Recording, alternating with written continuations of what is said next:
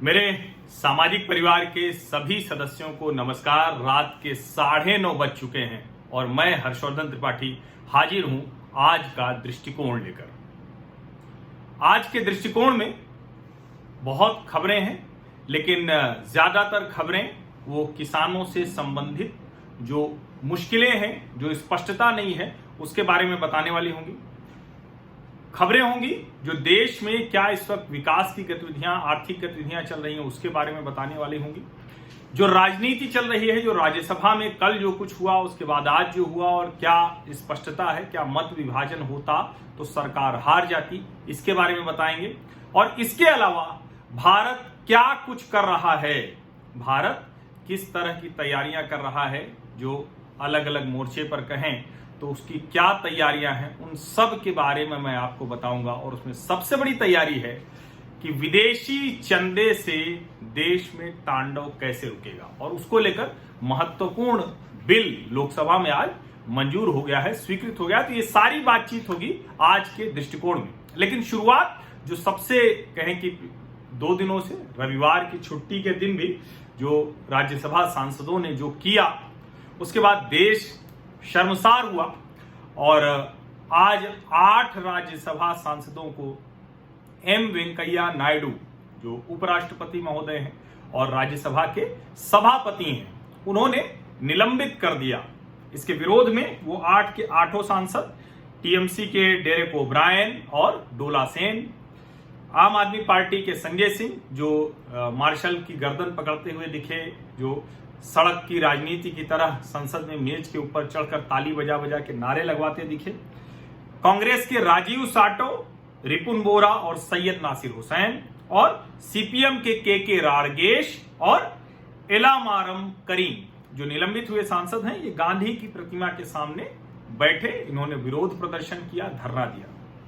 कांग्रेस की भी आज मीटिंग हुई उनके महासचिवों की, और एक जो महत्वपूर्ण फैसला उन्होंने लिया कि देश में मोदी सरकार की किसान विरोधी नीतियों के खिलाफ वो आंदोलन करते रहेंगे। हालांकि सवाल वही है कि कैसे वो बताएंगे कि 2013 में जिन मुद्दों को, जिन कानूनों को, जिन शर्तों को वो लागू करने की बात कह रहे थे चुनाव जीतने पर, अब उन्हीं सब पर कैसे वो किसानों के बीच में विरोध करेंगे, कैसे जन आंदोलन खड़ा करेंगे, ये देखने वाली बात होगी। क्योंकि देश के किसी भी हिस्से से, पंजाब और उसी से सटे हरियाणा में थोड़ा बहुत, उसके अलावा कहीं से भी किसान आंदोलन की खबरें नहीं है। हालांकि जो कांग्रेस शासित राज्य हैं, उनके मुख्यमंत्री, मैंने भूपेश बघेल का आपको बयान बताया था, और मैंने बताया कि देश के अलग अलग हिस्सों में ये कोशिश होगी। सभी निलंबित सांसदों से तृणमूल कांग्रेस की जो मुखिया हैं, प्रमुख हैं, ममता बनर्जी, उन्होंने बात की और कहा कि चिंता मत कीजिए, हम इस आंदोलन में आपके साथ हैं।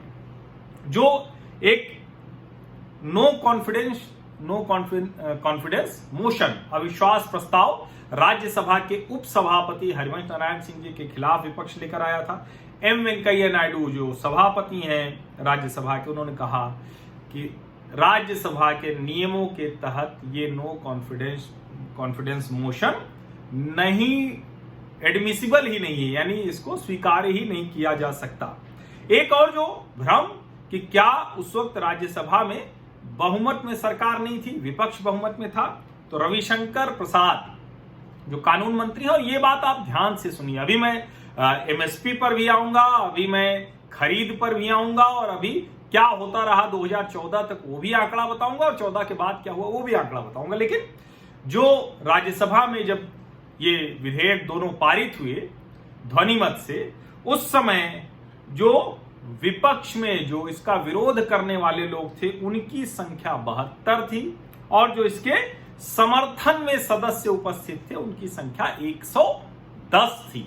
यानी अगर वोटिंग होती तो भी संभव नहीं होता कि विपक्ष इसको रोक पाता। ये बेहद जरूरी था देश को जानना कि आखिर क्या स्थिति थी, क्योंकि बार बार ये कहा जा रहा है कि क्यों डिवीजन नहीं कराया गया। लेकिन जब माइक तोड़ दिया जाए राज्यसभा के उपसभापति का, जब हरिवंश जी जैसे विनम्र, सरल, सहज व्यक्ति को असहज स्थिति में कर दिया जाए, उनके साथ हाथापाई तक की नौबत आ जाए, नौबत में इसलिए कह रहा हूं कि मार्शल खड़े थे तो वो नहीं हो पाया, जब सदन के भीतर राज्यसभा के तथाकथित जिसको मैं माननीय तथाकथित ही कहूंगा, क्योंकि जब आप माननीय होने का दर्जा हासिल करते हैं तो उसके साथ, उस गरिमा के साथ वो आचरण भी होता है, और गरिमाहीन आचरण अगर आप कहेंगे तो उन माननीयों का बर्ताव मार्शल्स के साथ वो अच्छा नहीं था, शर्मसार कर देने वाला था। खैर, आज लोकसभा में हल्ला हंगामा होता रहता है, लेकिन मोदी सरकार की एक खूबी है कि ये अपने जो उसको विपक्ष एजेंडा कहता है, और अगर एजेंडे की बात कहें तो पॉजिटिव एजेंडे के साथ वो आगे बढ़ती रहती है जो उसको लगता है। और FCRA जो foreign contribution regulation amendment bill 2020 ये लोकसभा से पास हो गया है, स्वीकृत हो गया है। इस पर मैं विस्तार से अलग से बात करूंगा। दृष्टिकोण में बस ये आप समझ लीजिए कि देश भर में ऐसे ढेर सारे NGO, ऐसी संस्थाएं काम करती रहती थी जो विदेशी चंदे उनके लिए आते थे, और बहस के दौरान ये भी आया कि ईसाई मतांतरण से लेकर देश भर में ढेर सारी ऐसी गतिविधियों में लिप्त रहते थे जो कई बार भारत विरोधी हो जाती थी, यहां पर हल्ला हंगामा करने के काम आती थी। जो MOS जो हैं उन्होंने बोलते हुए इस पर कहा, नित्यानंद राय, कि आधार कार्ड का मसला उठाया जा रहा है। आखिर आप बताइए, जब सुप्रीम कोर्ट ने, सर्वोच्च न्यायालय ने साफ साफ कह दिया है कि किसी को भी आइडेंटिफाई करने के लिए आधार इस्तेमाल किया जाएगा, तो फिर ये क्यों जरूरत पड़ रही है? और इसीलिए इसका संशोधन किया गया, क्योंकि आपको इस पे अगर पहचान की बात है, और इसमें उन्होंने आगे कहा कि कोई संस्था अगर अपनी पहचान छिपाना चाहती है, अपना एड्रेस छिपाना चाहती है, तो उनको काम क्यों करना चाहिए और वो क्या काम कर रहे होंगे। इसलिए अब सब कुछ सामने होगा, और जो अधिकारी होंगे वो FCRA नहीं ले सकेंगे, अधिकारियों की संस्थाएं होंगी, और जो 20% से ज्यादा आप काम के अलावा नहीं खर्च कर सकेंगे। वरना होता क्या था कि काम तो कुछ हो रहा है, दूसरी गतिविधियों पर, दूसरी चीजों पर बहुत सारे पैसे खर्च होते थे, और इसलिए आधार कार्ड आप अपोज कर रहे हैं, इसका कोई मतलब नहीं। कुल मिलाकर अब जो NGO विदेशी चंदे से चलते थे और देश में अराजक गतिविधियां करते थे, उनके ऊपर लगाम लगेगी। उनको विदेशी चंदा, विदेशी फंडिंग आसानी से नहीं मिलेगी, अकाउंटेबिलिटी के साथ मिलेगी। आपको बताना पड़ेगा क्या क्या किया आपने, किस तरह से किया, उसका पूरा हिसाब किताब देना होगा। मैं किसानों की, MSP की, सरकारी खरीद की बात करूं उससे पहले आज बिहार में, चूंकि चुनाव नजदीक है, बिहार में प्रधानमंत्री धड़ाधड़ एकदम योजनाएं, जो कोसी पे पुल और ढेर सारी योजनाएं उन्होंने लॉन्च की। आज भी उन्होंने 9 हाईवे प्रोजेक्ट, 9 राष्ट्रीय राजमार्ग परियोजनाएं वो बिहार में वीडियो कॉन्फ्रेंसिंग के जरिए उनकी फाउंडेशन स्टोन रखी, यानी शिलान्यास किया है। और उन्होंने कहा है कि गांवों को आत्मनिर्भर बनाने के लिए ये, और इसके अलावा क्या है कि 6 लाख गांवों को ऑप्टिकल फाइबर से जोड़ा जाएगा 1000 दिनों में। शुरुआत बिहार से हो रही, बिहार से बहुत सी शुरुआत हो रही। प्रधानमंत्री अपने ढेर सारे जो कहे कि महत्वाकांक्षी कार्यक्रम हैं, योजनाएं हैं, उनकी शुरुआत बिहार से करते हैं, और मुझे लगता है कि बहुत अच्छा है उत्तर प्रदेश और बिहार में अगर उन योजनाओं को ठीक से लागू किया जा सके। जो जिसके बारे में कहा जाता है कि घर तक फाइबर, जिसको हम बार बार कहते हैं कि इंटरनेट आज के जमाने में सबसे जरूरी है, और मैंने 5 जो प्राथमिकताएं गिनाई थी वो वीडियो आप लोग फिर से देखिएगा। मैं बार बार कहता हूं कि सड़क, बिजली, पानी तो है ही, पर्यावरण प्रदूषण की बात होती है, और इंटरनेट बहुत अच्छा होना चाहिए, इसकी भी बड़ी सख्त जरूरत है। मैंने 5 प्राथमिकताएं गिनाई थी सरकार की, मुझे अच्छा लग रहा है कि उसमें से बहुत पे काम कर रही। ये जो घर तक फाइबर परियोजना है, ये जो बिहार में कुल 6 लाख गांव, ऐसे बिहार में 45,945 गांवों को जोड़ेगी। अब आ जाते हैं खेत, किसान, गांव, MSP, सरकारी खरीद, कौन सही कौन गलत। तो सबसे पहले तो कृषि मंत्री नरेंद्र सिंह तोमर ने आज बताया कि जो देश में उत्पादन हुआ है 296.65 मिलियन टन, ये 2019-20 में अनाज का रिकॉर्ड उत्पादन है। ये कब है? जब कोविड का संकट भी आ गया था। और उन्होंने लिखा है कि दालें और तिलहन, इसके जो अनुमान लगाए गए हैं, इसका जो उत्पादन का अनुमान है 23.15 मिलियन टन, ये है दालों का, और 33.42 मिलियन टन ये है तिलहन का, ऑयल सीड का। अब सरकार ने जब ये आंकड़ा दिया तो लगे हाथ एक और ऐलान किया, एमएसपी सरकार ने बढ़ाया है। कितना कब कब बढ़ाया है वो मैं बताऊंगा। उसके पहले आज जो बढ़ाया वो जान लीजिए। रबी विपणन वर्ष 2021-22 के लिए न्यूनतम समर्थन मूल्य घोषित किया गया है। जो cabinet committee on economic affairs, जो आर्थिक मामले की मंत्रिमंडलीय समिति होती है, उसने इसको स्वीकृति दे दी और किसानों को लागत मूल्य पर 106% तक लाभ, ये कहा गया है सरकार की तरफ से। और न्यूनतम समर्थन मूल्य पर खरीद जारी रहेगी। इसको जोर दे दे के कह रहे हैं, क्योंकि विपक्ष कह रहा है कि भाई एमएसपी नहीं मिलने वाली। हालांकि ये जान लीजिए कि एमएसपी 4 से 6% ही कुल उत्पादन की सरकारी खरीद में इतना ही हो पाता है, इससे ज्यादा नहीं हो पाता है। एमएसपी जरूरी है कमजोर किसानों के लिए, जो बहुत अनाज है, दूसरी जो चीजें हैं वो नहीं खरीदी जा पाती उनके लिए। लेकिन आप यकीन मानिए कि एमएसपी की व्यवस्था से किसानों का भला पूरी तरह से नहीं हो सकता है। आज जो समर्थन मूल्य बढ़ा है, गेहूं का समर्थन मूल्य 1975 रुपए प्रति क्विंटल घोषित हुआ है। 50 रुपए प्रति क्विंटल की वृद्धि हुई है और इसको समर्थन मूल्य में 2.5% की वृद्धि बता रहे हैं। लागत मूल्य पर किसानों को 106% का मुनाफा, ये तो बताया ही था। जो सरसों और रेपसीड का समर्थन मूल्य है वो 4,650 रुपए प्रति क्विंटल। ये जो बढ़ा है वो 225 रुपए प्रति क्विंटल है। ये 5% से ज्यादा की वृद्धि हो गई। मसूर, इसका समर्थन मूल्य 5100 रुपए प्रति क्विंटल घोषित हुआ है। इसमें 300 रुपए प्रति क्विंटल की बढ़त हुई है, 6.3%। जौ का समर्थन मूल्य 1600 रुपए प्रति क्विंटल, इसमें 75 रुपए प्रति क्विंटल की बढ़त हुई है, 4.9% की वृद्धि। और चने का समर्थन मूल्य 5100 रुपए प्रति क्विंटल घोषित हुआ है। चना का समर्थन मूल्य 225 रुपए प्रति क्विंटल बढ़ा है, 4.6%। अब ये आप इसको समझिए, जब हम कहते हैं कि एमएसपी बढ़ रही है तो क्या सरकार सिर्फ बढ़ाती जा रही है? मोदी की सरकार लगातार एमएसपी तो बढ़ाती जा रही, खरीद वरीद कर रही कि नहीं कर रही, ये भी आपको जानना बहुत जरूरी है। क्योंकि अगर खरीद ही नहीं बढ़ रही है और अगर यूपीए के शासन में खरीद ज्यादा हो रही होती तो फिर इस पर हंगामा होना चाहिए था। लेकिन क्यों इस पर बात नहीं होती? आप जब टीवी चैनलों पर किसी भी बहस में किसी भी इसके विरोध करने वालों को सुनते हैं और कहते हैं कि एमएसपी बंद हो गई, नहीं देना है, धीरे धीरे खत्म करना है, निश्चित तौर पर श्रेष्ठ व्यवस्था ये होगी कि एमएसपी में बहुत कम लोगों को, एमएसपी की व्यवस्था हमेशा होनी चाहिए। जो किसान कहीं नहीं बेच पा रहा है न्यूनतम समर्थन मूल्य, लेकिन वो हिस्सा बहुत कम होना चाहिए, तभी देश के किसान उसका लाभ पाएंगे। जैसे मैं कहता हूं कि गरीबी रेखा से ऊपर उठाना है सबको। गरीब जो है बस उनके लिए आपको देखना है कि राशन मिले, चावल दाल मिले, गेहूं मिले, नमक मिले, इस तरह की चीजें हों, उनको पैसे मिले जरूरत हो तो।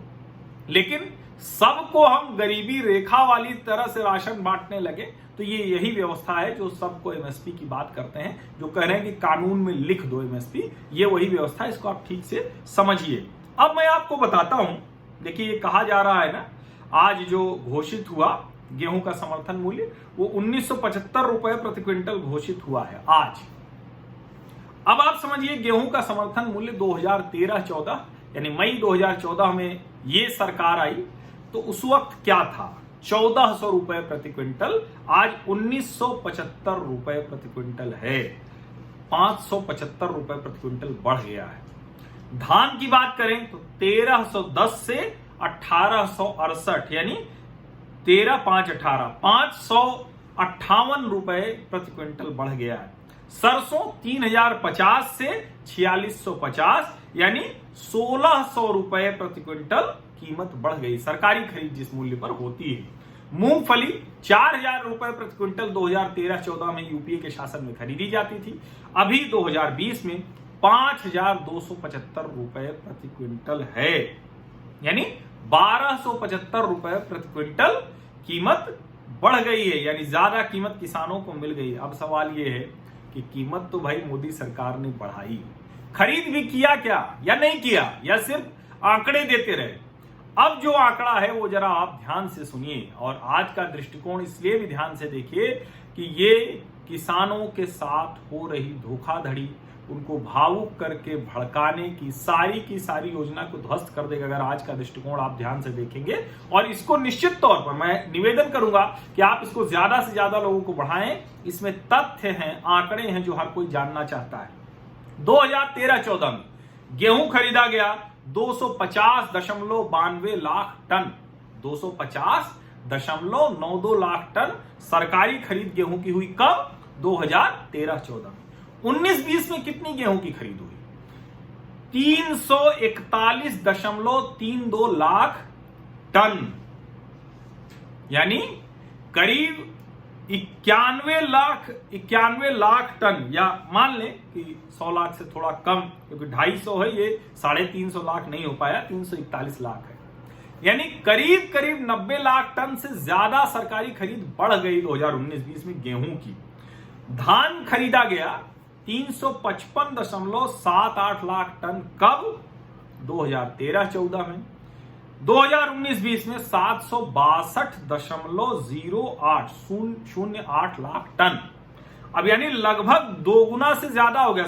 355 था, ये 762 हो गया, तो 710 दोगुना हो गया, उससे ज्यादा 762 लाख टन सरकारी खरीद 2013-14 में जो सरकार ने की थी, यानी जो रकम किसानों को मिली थी वो थी 47,851 करोड़ रुपए। 2013-14 में यूपीए के आखिरी शासनकाल में 47,851 करोड़ रुपए सरकार ने खरीदी की थी धान की, किसानों को दिया। 2019-20 में धान की सरकारी खरीद हुई 762.08 लाख टन और सरकार ने दिया 1,39,841 करोड़ रुपए। 47,851 करोड़ की सरकारी धान की खरीद से 1,39,841 करोड़ रुपए, ये जानना बहुत जरूरी है। और 2013-14 में मसूर की कोई सरकारी खरीद नहीं हुई। 2020 में 56,000 टन होती है। उड़द की 5,000 टन की जो खरीद होती थी वो 18,000 टन होती है 19-20 में। मूंग की कोई खरीद 2013-14 तक नहीं हुई सरकारी, 1,66,000 टन, 1,66,000, 1.66 लाख टन ये सरकारी खरीद होती है। जो अरहर 50,000 टन कुल देश के किसानों से खरीदी जाती थी, माफ कीजिएगा, वो 5,47,000 टन की अरहर की खरीद की गई। इतना बड़ा अतिरिक्त भंडार कभी दालों का नहीं बनाया गया। आपने वो क्राइसिस, वो संकट, वो बिल्कुल दाल नहीं मिलेगी या 200-250 रुपए किलो मिलेगी, वो आपको ध्यान में होगा।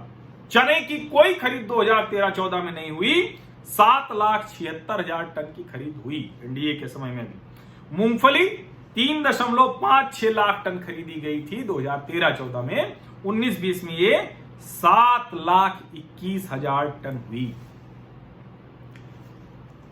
दृष्टिकोण में मैंने कहा कि बहुत दिनों से मैं बात कर रहा हूं, मैं मेरिट डिमेरिट पर बात कर रहा हूं। जो कृषि से जुड़े हुए तीनों कानून हैं, एपीएमसी से बाहर लाने वाले, मंडियों से बाहर लाने वाले, किसानों के जो समझौते करने वाले, कॉन्ट्रैक्ट फार्मिंग जिसको कहते हैं कि वो किसी समझौता करके अपनी ज्यादा उपज की कीमत हासिल कर ले। और तीसरा जो एसेंशियल कमोडिटीज एक्ट में सुधार हुआ कि अगर लोग चाहें तो गोदाम में वो उपज रखें जिससे कि उनके ऊपर कुछ ना हो, और जो एक लिमिट लगती थी वो हटे, जिससे कि वेयर हाउस पर, गोदाम पर, आधुनिक खेती पर लोग खर्च कर सकें, साहस कर सकें। उस पर मैं बहुत बात कर चुका हूं। इसीलिए आज मैंने कहा कि ये जो सरकारी खरीद और सरकारी खरीद का आंकड़ा, ये मैं आपको विस्तार से बताऊं। इसको आप ध्यान से सुनिए और इसको ज्यादा से ज्यादा लोगों तक, खासकर किसानों तक पहुंचाने में मेरी मदद कीजिए। और इसमें ढेर सारे मेरे साथी हैं जो मेरे सामाजिक परिवार के सदस्य हैं, किसान हैं, वो सब बड़ी जल्दी जो भावुक हो जाते हैं, क्योंकि किसान देखिए भावुक बड़ी जल्दी होता है और भावुक व्यक्ति को कहा जाता है कि अरे आपने ये कर दिया, लेकिन उसको समझाना पड़ेगा, बताना पड़ेगा, वो समझ जाएगा तो जरूर अपने खिलाफ चल रहे इस प्रोपागेंडा को तोड़ेगा, जवाब देगा। अब बात आती है जिसकी बहुत नागरिकता कानून पे जब हम लोग बात कर रहे थे तो उस पर ऐसे कहा जा रहा था कि जैसे पाकिस्तान में भी राम राज्य टाइप है, क्योंकि गांधी जी ने भी कहा था कि हिंदू जब भी आए उसे उसी तरह से सम्मान के साथ, इस धरती का वासी है उसको ले लेना है। और जो सिखों के साथ वहां अत्याचार हो रहा है, हर दिन खबर आती है। आज दिल्ली की सिख गुरुद्वारा मैनेजमेंट कमेटी ने, प्रबंधन समिति ने पाकिस्तान के दूतावास के सामने जो सिख लड़कियों को मुस्लिम वहां उठा ले जा रहे हैं, जबरदस्ती उनका मतांतरण कराया जा रहा है, जो पंजाब साहिब के मुख्य ग्रंथी हैं उनकी बेटी को उठा लिया गया, तो इसको जो है उन्होंने कहा कि ये औरंगजेब के राज्य की तरह व्यवहार कर रहा है। और दिल्ली सिख गुरुद्वारा प्रबंधक समिति ने यह भी कहा कि हम इसको यूनाइटेड नेशंस में ले जाएंगे। राजीव शर्मा, जिसके बारे में मैंने आपको बताया कि चीन बहुत तिलमिलाहट में है, कई पत्रकार संकट में हैं कि कहीं उनका नाम भी ना आ जाए, खूब उन्होंने पैसे ले लेकर लेख लिखे चीन के पक्ष में। दिल्ली कोर्ट ने, दिल्ली की अदालत ने राजीव शर्मा और जो चाइनीज महिला थी और जो नेपाली आदमी था, उन सबको 7 दिन की पुलिस हिरासत में भेजा है, ऑफिशियल सीक्रेट एक्ट के तहत। सीबीआई ने 11 लोगों के नाम शामिल किए हैं, किसमें चार्जशीट है, जो अगस्ता वेस्टलैंड इंटरनेशनल मामला था और उसमें राजीव सक्सेना, संदीप त्यागी और जो डायरेक्टर हैं अगस्ता वेस्टलैंड इंटरनेशनल के जी सापोनारो, इन सबको सप्लीमेंट्री चार्जशीट में आरोपी बनाया है। एक बड़ी दुखद खबर आती है, अक्सर आती है, वैसे देश के अलग अलग हिस्सों से आती है, लेकिन मुंबई से सबसे ज्यादा आती है। इमारतें वहां बड़ी जल्दी कहें कि जब गिरने लायक हो जाती हैं तब भी लोग निकलते नहीं हैं। बीएमसी नोटिस पे नोटिस चिपकाती रहती है। बीएमसी कंगना का घर तोड़ने तो चली गई, दफ्तर तोड़ने चली गई, और उसमें मैं बार बार कहता हूं कि अगर कोई इलीगल है, गैर कानूनी है, तो आप उसको नोटिस दीजिए, बिल्कुल तोड़िए, किसी का भी गैर कानूनी काम नहीं बचना चाहिए। लेकिन जिस तरह से वो किया गया वो देश ने देखा, और आप सोचिए कि आज भिवंडी में फिर एक इमारत गिर गई और वो 13 लोगों की जान उसमें चली गई। मैं बार बार कह रहा हूं कि सिर्फ महाराष्ट्र, मुंबई ही नहीं, देश के अलग अलग हिस्सों में ये होता है। किसी भी नगर निगम को किसी भी जर्जर इमारत में लोगों को नहीं रहने देना चाहिए, और अगर वो वहां रहते हैं तो उनके ऊपर पेनाल्टी लगाइए, जबरदस्ती बाहर कीजिए, जो भी करना है करिए, लेकिन ये करना जरूरी है। 13 लोगों की जान आज चली गई। झारखंड, आज वहां भारतीय जनता पार्टी के विधायकों ने प्रदर्शन किया, और क्यों प्रदर्शन किया? क्योंकि असिस्टेंट पुलिस पर्सनल, जो सहायक पुलिसकर्मी हैं, उनके ऊपर लाठी चार्ज किया गया। वो अपनी मांगों को लेकर प्रदर्शन कर रहे थे। राजस्थान, वहां धारा 144 लगा दी गई है। जयपुर, जोधपुर, कोटा, अजमेर, अलवर, भीलवाड़ा, बीकानेर, उदयपुर, सीकर, पाली और नागौर जिले में एक तरह से पूरा राजस्थान ही हो गया। क्यों? क्योंकि चाइनीज वायरस के मामले बहुत तेजी में बढ़ रहे हैं, और ये आपको समझना होगा कि ये मामला रुका नहीं है, आपको एहतियात बरतना है। सारी गतिविधियां एकदम दुरुस्त हो रही हैं, सब ठीक हो रहा है, लेकिन इसी में जाने भी जा रही हैं, संक्रमित भी लोग हो रहे हैं, और आपको उससे बचना है, पूरा एहतियात रखना है। 55 लाख से ज्यादा संक्रमित भारत में हो चुके हैं, और करीब 87,000 नए मामले आए, और करीब इतनी ही जाने गई हैं अब तक। और जो कहें कि पिछले 24 घंटे में वो 1130 जाने गई हैं। अच्छी बात यह है कि ठीक बहुत से लोग हो गए हैं, अब 10 लाख ही संक्रमित बचे हैं, यानी 45 लाख के आसपास, वो 44 लाख के आसपास वो ठीक भी हुए। और जो कहें कि हम जिसकी बार बार बात कर रहे हैं कि वैक्सीन का ट्रायल जो है वो धीरे धीरे आगे बढ़ रहा है, लेकिन किसी भी हाल में वो अगले वर्ष से पहले आएगी नहीं, तब तक आपको एहतियात बरतना ही होगा। बड़ा असर चाइनीज वायरस का अर्थव्यवस्था पर पड़ा, इसलिए अब देखें जरा कि क्या क्या हो रहा है। कुछ आर्थिक गतिविधियां चल रही हैं, कुछ राज्य तैयारी कर रहे हैं, कुछ केंद्र तैयारी कर रहा है या नहीं कर रहा है, ये सबसे महत्वपूर्ण है जानना, क्योंकि अभी इसी से आगे का जो भी कुछ होगा, वो आगे का भविष्य इसी से तय होगा। आगे जो जैसे भी देश आगे बढ़ेगा वो इसी से तय होगा। तो बार बार ये कहा जा रहा था कि लोन रिस्ट्रक्चरिंग चाहिए, बैंकों को ये सुविधा देनी चाहिए, कर्जदारों को, इंडस्ट्रियलिस्ट को, उद्योगपतियों को, उद्यमियों को।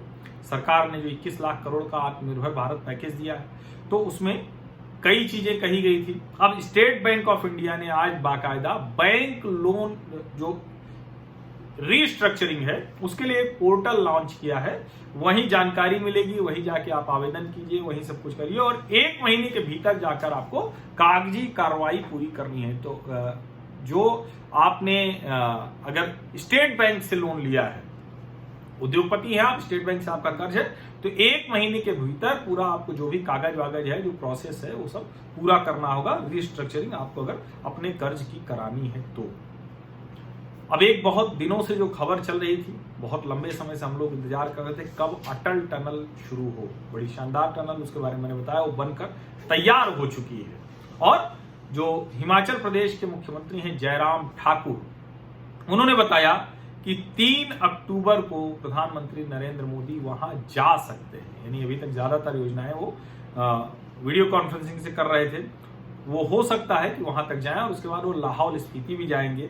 ये जो अभी तक का उन्होंने योजना बताई है, तो बड़ी अच्छी है। अटल टनल से जो मनाली से लेह के बीच में ऑल वेदर यानी हर समय संपर्क रहेगा आने जाने के लिए। सुरक्षा के लिहाज से भी ये बेहद महत्वपूर्ण सुरंग है, बेहद महत्वपूर्ण टनल है।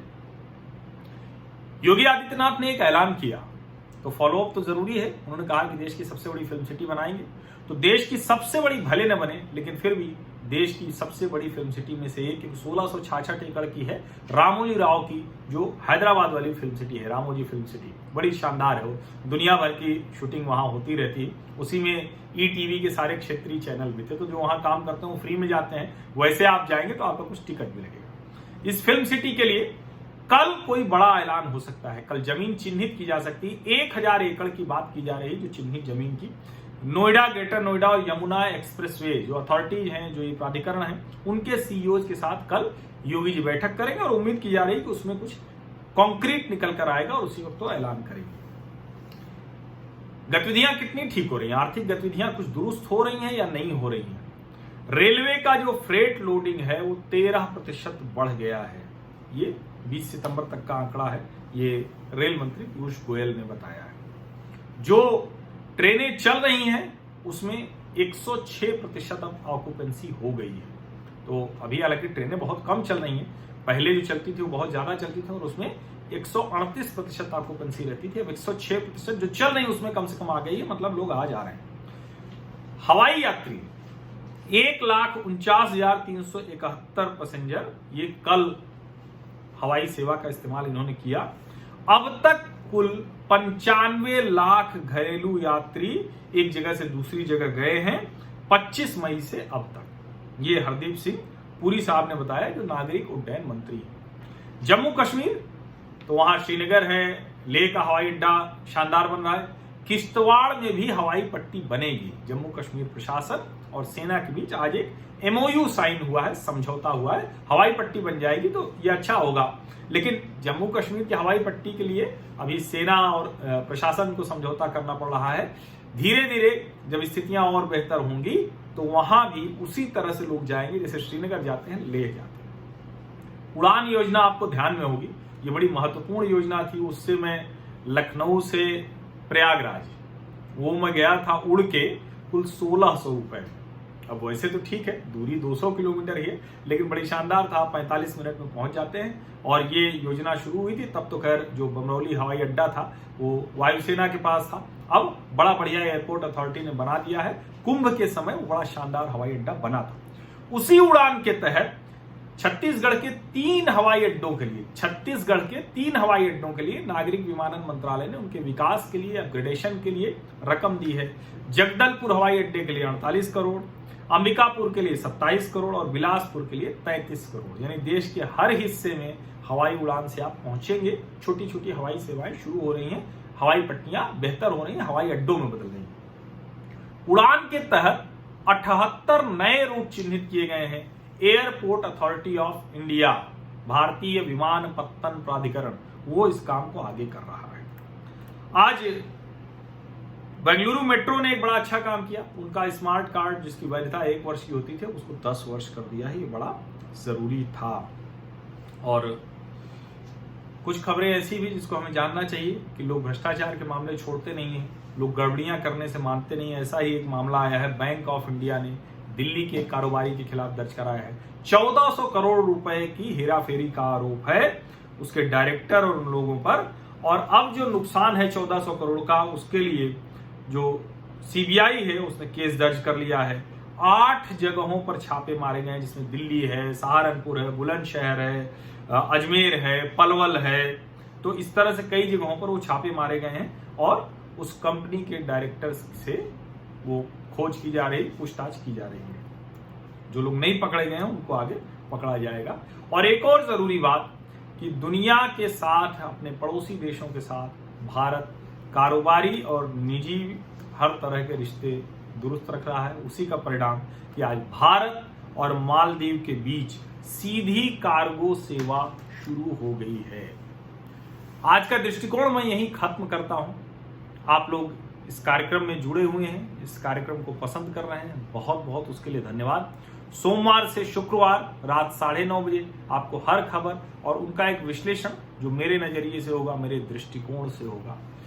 आप सभी लोग सब्सक्राइब जरूर कर लें, नोटिफिकेशन वाली घंटी दबा दें, और बेहतर होगा कि चूंकि ये आधे घंटे का एक दिन भर का खबरों का विश्लेषण का बुलेटिन है, अगर आप दूसरों को भी बढ़ाएंगे, साझा करेंगे तो और बेहतर होगा। जो लोग मुझसे जुड़ना चाहते हैं ब्रॉडकास्ट लिस्ट में, वो अपना व्हाट्सएप पर जो इसके डिस्क्रिप्शन में है, नाम और कहां से हैं वो लिख के भेज दें, मैं उन्हें जोड़ लूंगा। और जो लोग स्वैच्छिक तौर पर आर्थिक सहयोग करना चाहते हैं वो भी व्हाट्सएप पर मुझे बता देंगे तो मैं उनको जरिया बता दूंगा। इसके अलावा जो सुपर चैट के जरिए आर्थिक सहयोग करते हैं उन सब का भी बहुत बहुत आभार। लेकिन फिर से मैं जोड़ दूं कि ये चैनल पूरी तरह से मुफ्त है, इसमें कोई ज्वाइनिंग बटन न लगा है न कभी लगेगा। आप सभी लोगों का बहुत बहुत धन्यवाद। देश में एक सार्थक सकारात्मक विमर्श आगे बढ़ाने के लिए कृषि मामलों पर, खेती किसानी, सरकार की एमएसपी, सरकारी खरीद कब कितनी हुई, इस सब के बारे में जो आंकड़ा मैंने दिया उसको नोट कर लीजिए। जहां जरूरत पड़े उसका तर्क के साथ प्रामाणिक तौर पर इस्तेमाल कर सकते हैं। बहुत बहुत